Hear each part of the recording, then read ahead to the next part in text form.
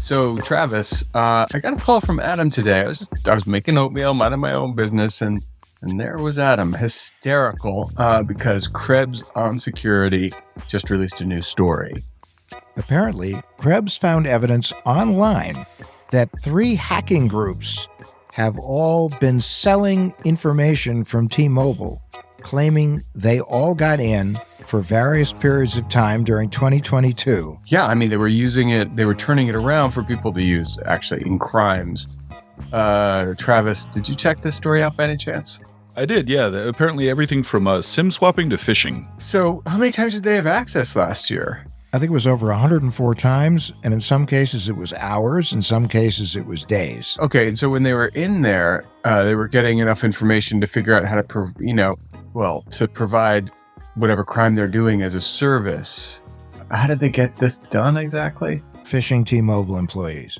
T-Mobile has 71,000 employees. Wow. So take your pick. That's a number. So they're getting in and they're getting these tools in. And Travis, I don't get it. Was it like some sort of ransomware as a service play? Yeah, it sounds like it. But at the same time, the other thing to keep in mind here is that T-Mobile has sort of been like a speed bag for hackers for the last decade at least. They keep on getting hacked over and over and over again. They don't seem to learn any new lessons from it. So it's not really a surprise that they kind of have a revolving door for cyber criminals. But I've learned a lesson from it, and I'm sure Adam has too. Do you know what the lesson is? Don't use T-Mobile. Okay, so here's what I think. I think you just need to, not be there. I mean, I know people on T-Mobile who are high net worth, and if I were to be of a criminal bent, I would just get in touch with this ring and say, hey, this phone number leads to a pot of gold at the end of the rainbow. I mean, can you imagine? That's what they should be worried about. The crime that we're worried about, Adam, is what? SIM swapping. Right. So you can successfully SIM swap somebody who's high net worth. What can you do from there? You can get into every account they have because it's part of two-factor authentication, right? The code gets sent. Like Facebook or Instagram? I mean, what kind of accounts are we talking about here? How about cryptocurrency accounts? How about bank accounts? All those. Email. Yep. All right. The news is terrifying, and it actually would make me think twice about having a T-Mobile account. 100%. Yep. Never had one. Never will have one. Not to say that people that have them don't like them, but this is pretty scary. We've had 2 breaches in the past few years, 140 million, 137 million. That's a whole lot of folks. And that's not even counting this. Well, we've also had something on AdamLevin.com before showing the sheer number of times that T-Mobile has gotten hacked and then just said, we're really sorry, we're going to take this more seriously in the future. And then a year later, it's the exact same announcement. A year later, it's the exact same announcement ad infinitum. So at some point, T-Mobile users, you have to understand that you're in a codependent relationship. And it might be a good time to get out of it. And with that, welcome to What the Hack, a show about hackers, scammers, and the people they go after. I'm Adam, cyber romance buster. I'm Bo, cyber savage. And I'm Travis, cyber foot massager. That's unfair. And today we hear from one of Tulsa, Oklahoma's 102.3 KRMG News anchors and host of the Scammer Stories podcast, April Helm.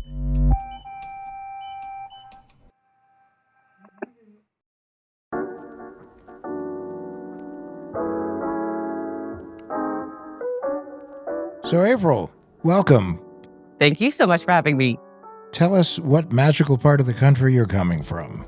Oh, it's Tornado Alley. We just had 7 of them yesterday in Oklahoma. I live in Tulsa, Oklahoma, right smack dab in the middle.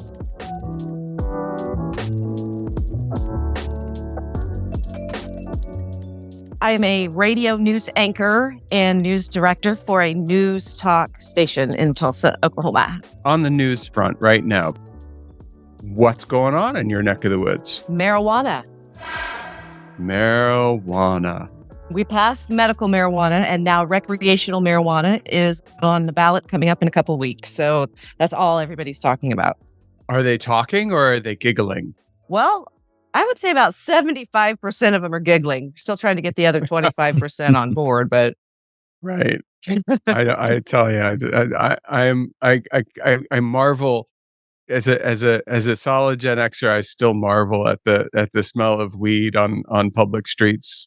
It's just remarkable to me. So what is the upshot of legal marijuana in your state? Is it generally just accepted that that's going to be the case there and law of the land? Yeah, it probably will, but we're starting to do stories about the negative impact on the recreational. And when I say that, I mean by each individual person. When you go to get medical marijuana right now, it's potent and it's cheap. And I don't think people realize yet that recreational marijuana, there will be a limit and it won't be as potent and it'll be more expensive. So I don't know. We'll see. I thought it was going to pass, but we'll see once people start figuring out that they've got a better deal with the medical marijuana. So it'll be interesting. I can't believe we passed we're the reddest state in the country and we passed medical marijuana. It was kind of out of the blue. So. And you are host of the Scammer Stories podcast as well, correct? So my podcast is called Scammer Stories. It's about 95% about romance scams. After I figured out that my mother was being scammed several years back when she was fighting ovarian cancer, I went online to try to find answers and I really couldn't find anything. And I didn't know how naive I was. Even being in the media, I still had no idea what was going to lie ahead. So I started the podcast basically for me, and it's just grown since then. Do you have guests on it regularly? Yes, each podcast episode is about a different person, normally a scam victim, all from different backgrounds, different ages, different parts of the country, different money situations, who have all fallen victim to a romance scam. And then every once in a while, I'll have an episode with an FBI expert or a police officer or something like that. But basically, I wanted to stick with the victims because that's where the emotions are coming from. That's what's going to get the most attention from other people to get the word out on what's happening with these scams. What fertile territory to cover all these stories about love and longing and in the nexus of crime and predatory behavior. Like, wow. Yeah, in the beginning, it was very, very hard, though, because when I'm reaching out to someone who I don't know who's been scammed, the first thing they think is that I'm a scammer. So until I got the podcast going and people started hearing about it, I had a hard time getting victims to speak about what happened to them, especially because they're so gullible, they're embarrassed. So in the beginning, it was a huge challenge, but now people are starting to come to me with their stories. And are women scammed more frequently, or is it kind of an equal mix? There was just new numbers released a couple of weeks ago that actually said men are targeted and fall victim more than women. I talk to women more, though, because men aren't going to come out and talk about it as often as a woman's going to come out and talk about it. Sure. They're going to keep it secret. I had actually a little known secret in my family. I don't think I ever told Bo or Travis this story, is I had a sister who passed away many, many years ago, who was a cancer victim, who was a victim of an in-person, real-life romance scam. But your mother's scam is what brought you to this world. Can you take us back and tell us how it all started? This was 2018. So I had just gotten married myself. She had just lost her husband and just been diagnosed with ovarian cancer. And 2018. So I'm dealing with her. I knew she didn't have long to live, and she decides that she's going to get online and date. Her husband had just died, so she was lonely and alone in the house most of the day. She told me she was going to go online, and I told her that was fine, just to be careful. Do you know what platform she was using to date? She was on Plenty of Fish. Plenty of Fish I've never even heard of. I've heard of that one. I think it's for older people, but I don't want to offend anyone. Well, poor Adam. Adam's like, no, I haven't heard of that one. No, actually, in the old days, in my interim period, I became very well acquainted with Match.com and eHarmony. I didn't get past that. But your mom, she's feeling lonely. She turns to online dating.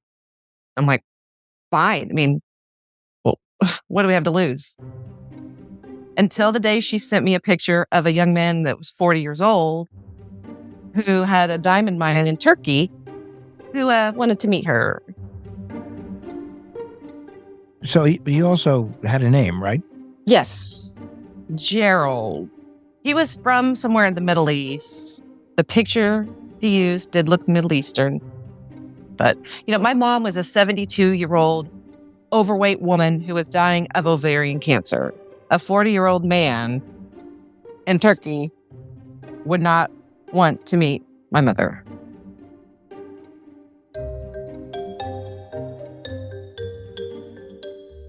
So he said he was a diamond miner, or he was an investor, or Yes, he had a diamond mine. Now, did they ever actually speak? Yes, Oh, I spoke to him. Oh, you did. Mm-hmm. So she came to visit me for Thanksgiving one year, and she told me that she wanted me to speak to him on the phone. And she was giddy, just so excited that I was going to speak to her fiance. And I knew that I wasn't going to confront him on that phone call. My mission was to see what he sounded like. And what he sounded like was a 17-year-old kid from Turkey. So I knew it just confirmed my suspicions that this was a scam. Now, if I would have gone off on him, nothing would have happened. All that would have happened was me and my mother blow up. I knew that it might have been our last Thanksgiving together. I was just kind of gathering intel on his voice. how long had your mom been trying to date online before she showed you the photos of Gerald? It was very fast, months, maybe 3 months between the time she told me she was going to get online and the time she sent me his picture. She was in love by then? Yes, well, she thought the way that she described it to me, she was always been a good person and she deserves to be this rich wife of this diamond mine guy. And this is what she's had coming, and it's finally here. And yes, she's in love with him. You knew he was a fake. How early on did you sense it? I knew it the first night, and I responded, I knew right away because he's a 40-year-old, good-looking 40-year-old man. There's no reason a 40-year-old, good-looking man would be going after an elderly woman who has ovarian cancer. It's just not going to happen. So I told her that it was a scam, be careful. And she said, oh, she'd be careful. And yeah. Well, I mean, I don't mean to be rude, but I mean, there are kinks. I mean, that could be some strange There kink, could but I be, mean, but it was true. But- totally unusual kink. All right, but- Mom. Well, she had a little bit of that in her. Okay. I'm just saying, she was my mom. My mom was frisky. Okay. Yes. So Did she show any kind of indicators that maybe this was a scam or? After she promised me, I will not send him any money. That's the money for you kids. I would never do that. Oh, and then she sent me a text message. I was at a hometown football game one night, and she sent me a text message, and she said, he scammed me for $200,000. Come get me. And that was the first time she admitted that she was being scammed. The thing is, these scams, it doesn't just involve the victim. It involves the entire family. We fought for 2 years how to handle her, how to handle him, where should she live, who should take her money, who should take her car, where are we going to put her next, how we're going to pay for medical bills. And I probably still won't speak to some of my family members after that.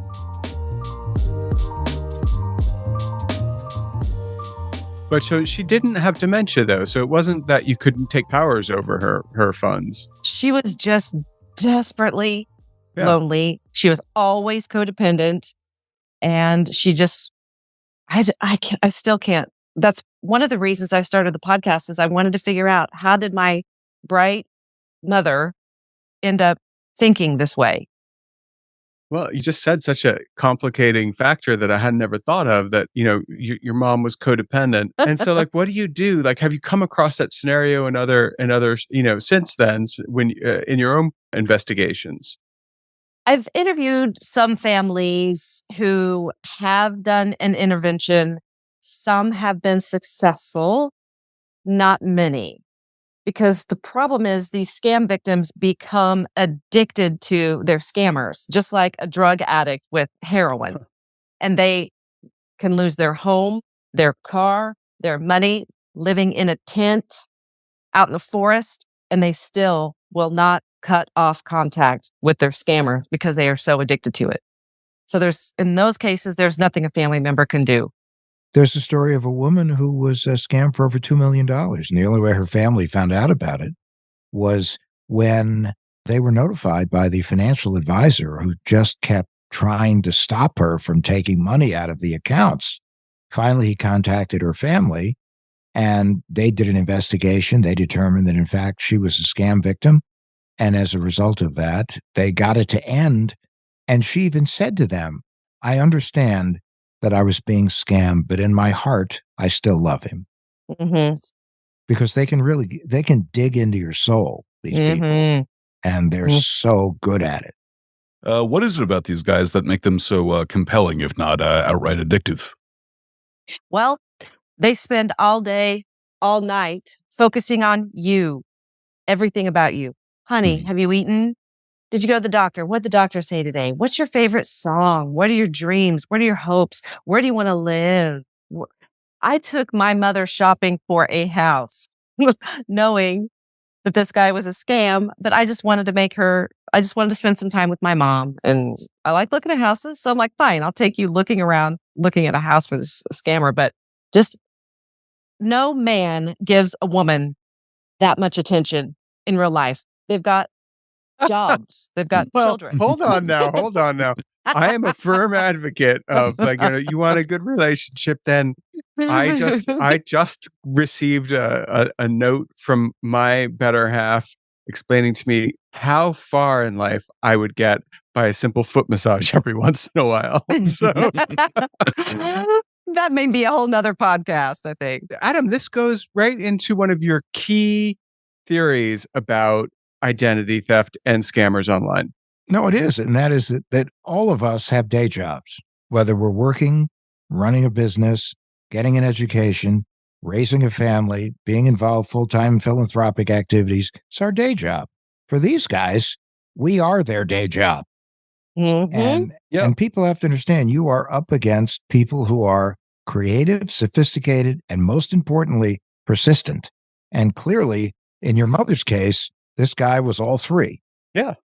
Yeah. And it might have been multiple men acting like the same person too, because they wanted her awake at all hours to try and keep her tired. So she wasn't thinking clearly. So I'm not sure that she was always taught. I think there was more than one too. That's another thing that they do to try and make sure people are thinking clearly and they're making bad decisions. Your story about this guy maybe being Middle Eastern, maybe being from Turkey, maybe having a diamond mine, all of it is just a story. It's a group story. I mean, I can even imagine these boiler rooms having whiteboards saying victim number one, these are the facts and evidence, and then they can all just kind of work them at once. You're not dealing with a person. You're dealing with, in some cases, probably a syndicate. Yeah. It's the Yahoo Boys have books. It's called the Yahoo Boys out of Nigeria. They're young men. Yeah. And they get together and they have the booklet on how to do it. And then they have lists. If you've been scammed before, your name goes on the next scam list, and they sell these lists to each other because once you've been scammed, you're more likely to have been scammed again. You'd think it'd be the opposite, but it's actually not. No, because they have the hit list, as it were.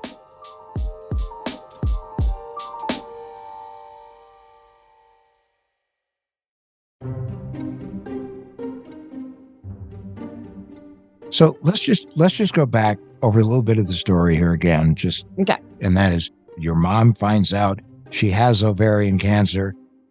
Understandably, she's feeling lonely. She turns to online dating. I remember laying on the couch watching TV. She sent me the picture of him and said, I've been dating online and this is the man I've met. And how long did it take before he started to ask for money? That was probably 8 months or so. She ended up giving him $350,000. Whoa. And I didn't realize it was $350,000 until after she died. We got a hold of her phone and we went through all the text messages and all the lies she told. We thought that were lies. We confirmed that it was all lies. The lies, just like a drug addict would lie to their family. It just gets so ugly. These victims turn into people that you don't recognize anymore. Mm. Well, and what happened, if you think about it, it's both sides of an investment. You have the scammer who's making the investment because he or she thinks there's a pot of gold at the end of the rainbow, which in this case was the case. And then you have the victim who is, if you need help, I'm here to help you, because they're investing in their end of the relationship because they wanted to go the distance. So, Adam, I have to say that if you asked me for money, I wouldn't hesitate to give it to you because I know you're good for it. And I think that's a big part of how these scammers work. They always are the banker, the diamond mine owner, the woman who cooked with marijuana, Mary Jane. She had what was her scammer? What did that guy do? I forgot. He was rich too. Oh, he was a doctor. He had Right. a very Right. impressive profile on LinkedIn that he had decided to take a leave of Right. absence, go to the Middle East, and open a clinic. Yep, and he needed money for X-ray machines and stuff. So it does seem that that one feature of this is a rich person who somehow is not liquid and needs help. Is that always the case, April? Always the case. And I think that they've noticed that mom was a widow. See, she just got money from, Life insurance, yeah. yes. Yep. And that was Well, all poof, gone.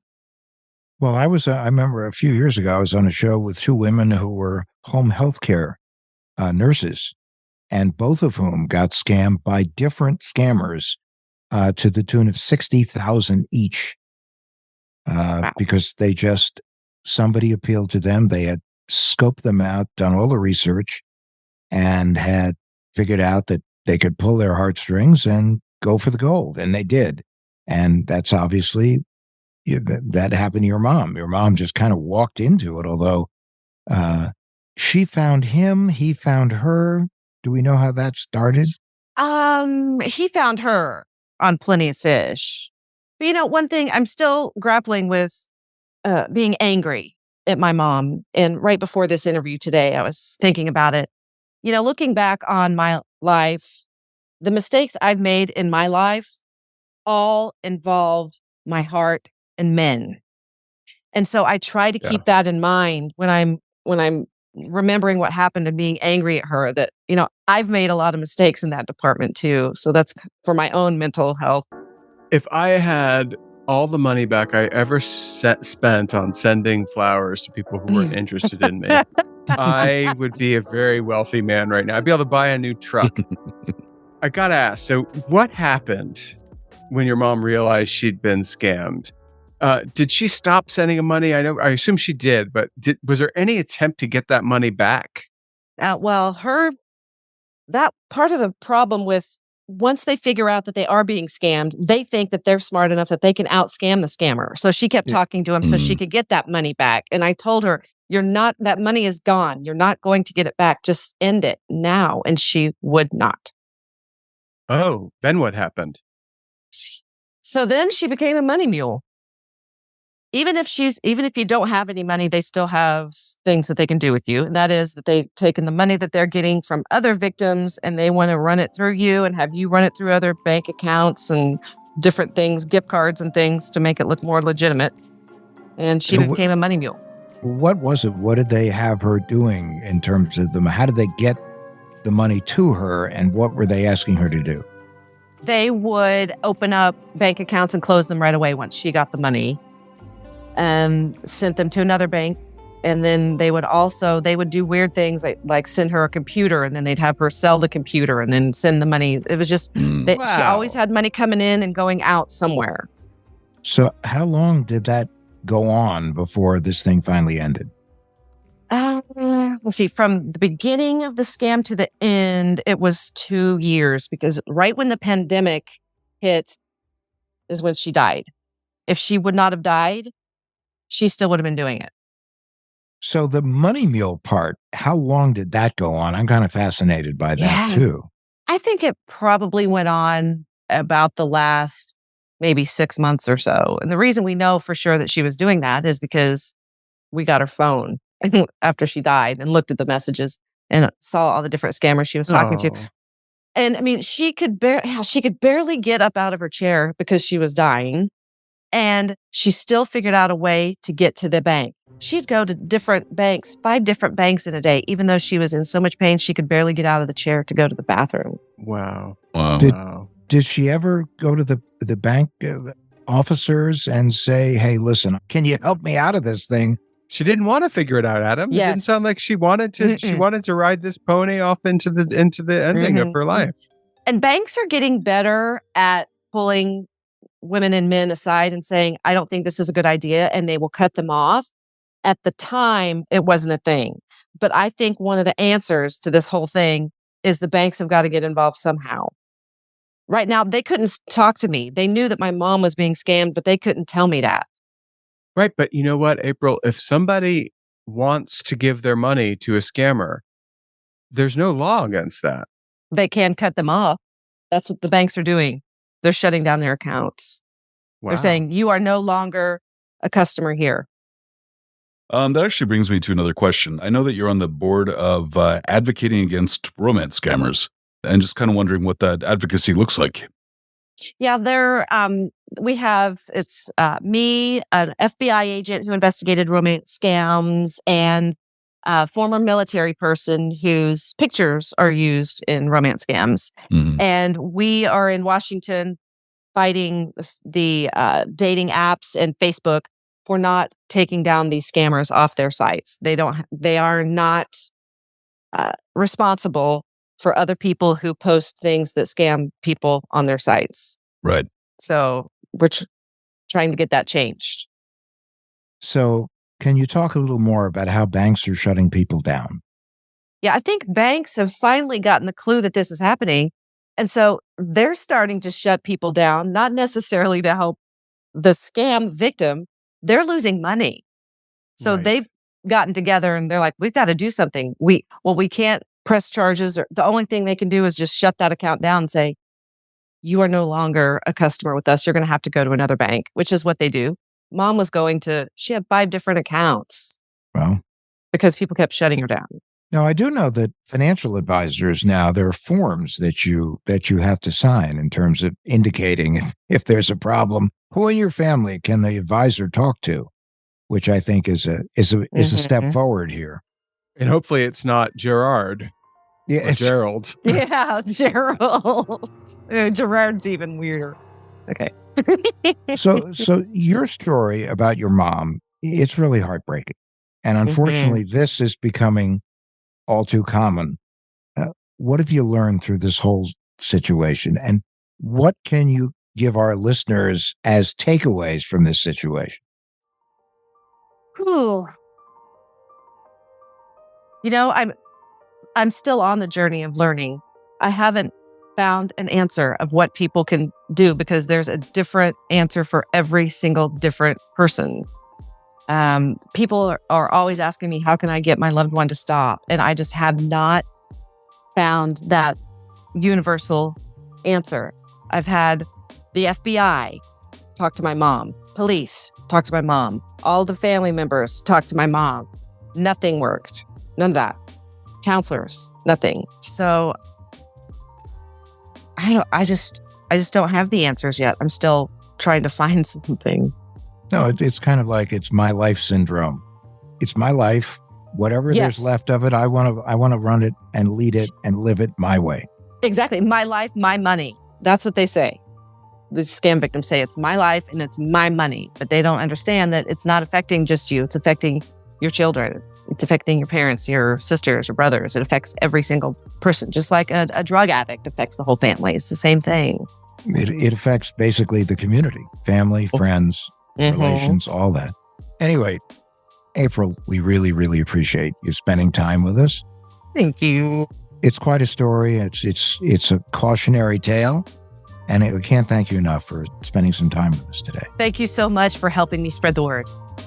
Thank you. Thank you.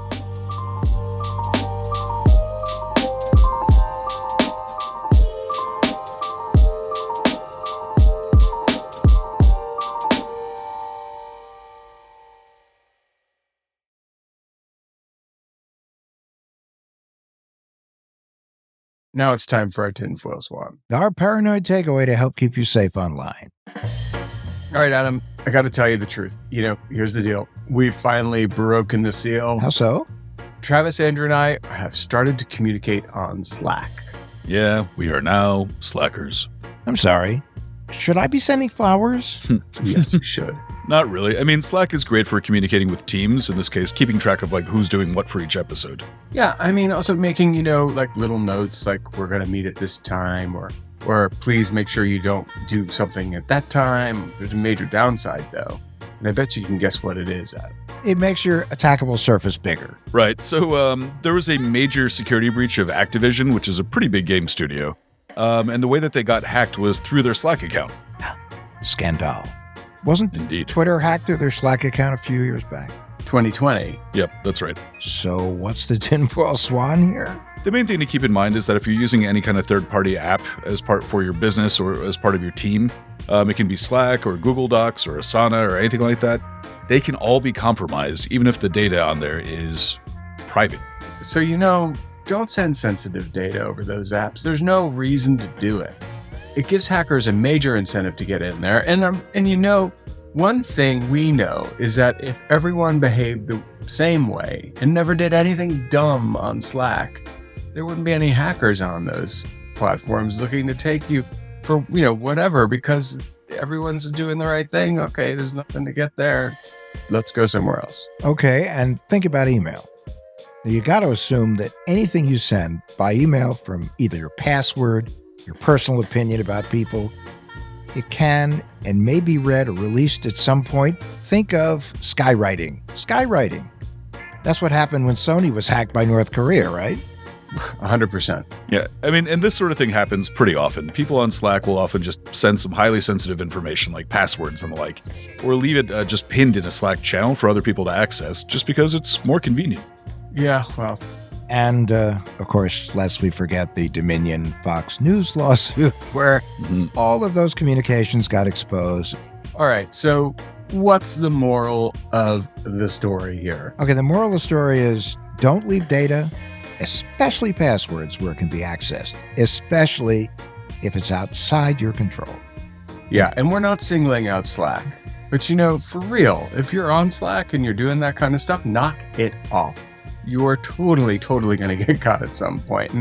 And remember, any third-party app, if you're on there, you're sharing proprietary information, you might as well be driving with the streamers behind your car because, it's easier. It's actually easier than that. Just don't do it. And that's the Slack facts, Jack. Anyway, that's our tinfoil swan.